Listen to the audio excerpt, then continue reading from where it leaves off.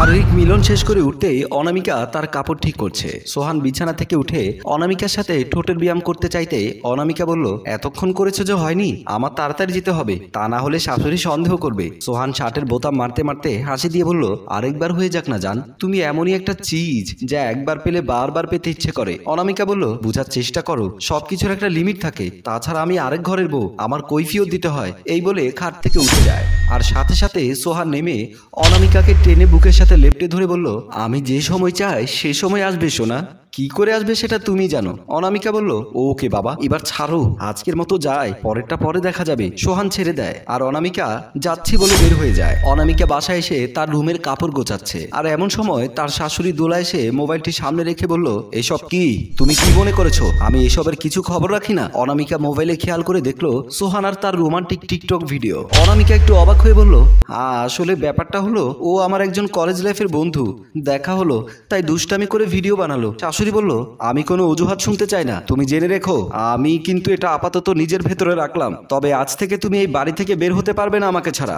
অনামিকা বলল, এই কেমন কথা, আমার যখন ইচ্ছা আমি বের হব, আমার স্বাধীনতা আপনি কেড়ে নিতে পারেন না। তুমি যদি আমার অনুমতি ছাড়া বের হও তাহলে কিন্তু আমি তোমার বাপের বাড়িতে কল দিতে বাধ্য হব, তারা এসব শুনলে নির্ঘাত আত্মহত্যা করবে, না হয় তোমার সাথে সম্পর্ক ছিন্ন করবে, বাড়াবাড়ি করবে না, সবসময় আমার কথা মতো চলতে চেষ্টা করবে।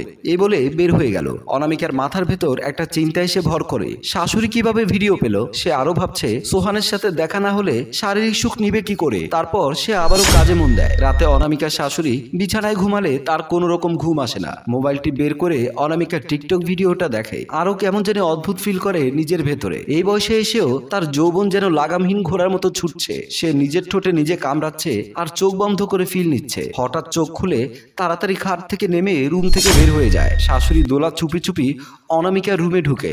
অনামিকা গভীর ঘুমে আচ্ছন্ন। দোলা অনামিকার কাছে গিয়ে তার দিকে কামুক দৃষ্টিতে তাকিয়ে থাকে, সে যেন অনামিকাকে চিবিয়ে খাবে। সে অনামিকার পাশে বসে অনামিকার ঠোঁটের কাছে আস্তে আস্তে তার ঠোঁট নিয়ে যেতে থাকে, আর একটা নিঃশ্বাস পড়তেই আর শাশুড়িকে তার উপর দেখতে পেয়ে সে লাফ দিয়ে বসে। অনামিকা ভ্যাবাচাকা খেয়ে বলল, মা আপনি এখানে কেন, আর আমার উপরে কি করছেন? শাশুড়ি আমতা আমতা করে বলল, না মানে বৌমা, আমার আজ হঠাৎ খুব ভয় লাগছে, তাই তোমার রুমে চলে আসলাম।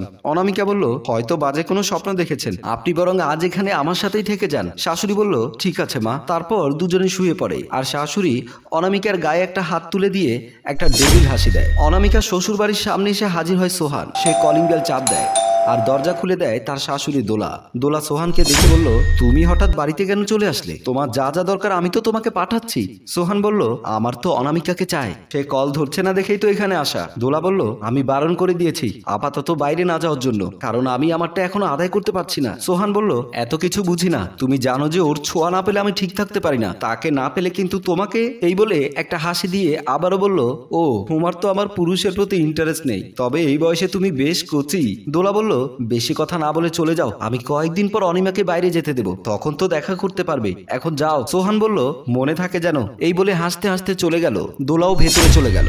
রাতে দোলা তার সোফায় বসে আছে, আর এমন সময় অনামিকা এসে বলল, আমি বাইরে যাব, আমার জরুরি কাজ আছে। দোলা বলল, তা তো হবে না, তুমি কি জন্য যাচ্ছ, কই যাচ্ছ সব আমি জানি, সুতরাং কোনো বাইরে যাওয়া হবে না, যদি যাও তাহলে কিন্তু আমি তোমার বাপের বাড়িতে খবর পাঠাবো। অনামিকা বলল, আপনি যা মনে করেছেন এরকম কিছু না, আমি শুধু শপিং মলে যাব কিছু কিনতে।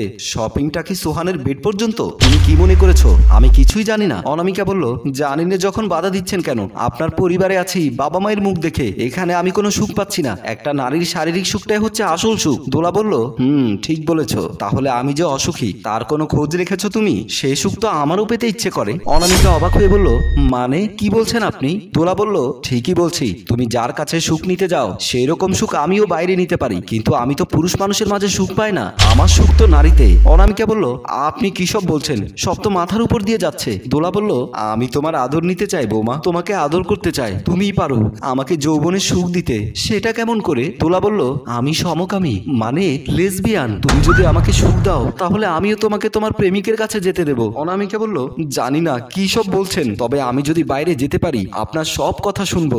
দোলা খুশি হয়ে অনামিকাকে ধরে, লক্ষ্মী বৌমা, এখন থেকে তুমি প্রতিদিন আমার সাথে ঘুমাবে আর আমাকে একটু সুখ দেবে, অনামিকা আর সোহান একই রুমে একজন একজনের পাশে বসা। অনামিকার মাথা সোহানের কাঁধের উপর। সোহান বলল, আজ 24 ঘন্টা পর মনে হচ্ছে নিজের ভেতর সুখ কাজ করছে, শান্তিটা কাজ করছে। অনেক ধন্যবাদ সোনা, এতটা মজা দেওয়ার জন্য। আজ কিন্তু তোমাকে সহজে যেতে দেব না। অনামিকা বলল, যেতে তো হবেই, তবে একটা কথা, আমাদের এসব কিছু শাশুড়ি মা জানে কি করে? আমি কোথায় যাই কি করি তার ভেতরে তোমাকেও চেনে, তুমি বলে দাওনি তো আবার? সোহান হাসি দিয়ে বলল, এটা কি জানা এতটা জরুরি? এখন তো সব ঠিকঠাক, তাহলে এসব জেনে সময় নষ্ট করছো কেন? সেসব না হয় পরে কোনোদিন জেনে নিও, এখন আসো আর একটু মজা করি বলে অনামিকাকে ফেলে দেয়। আর আমাদের গল্প এখানেই শেষ হয়। সম্মানিত ভিউয়ার্স, অনামিকার স্বামী কোথায়, সোহানকে কিভাবে দোলা বেগম চেনে, এই রহস্য উদ্ঘাটন জানতে চাইলে পরবর্তী পার্টের জন্য কমেন্ট করুন।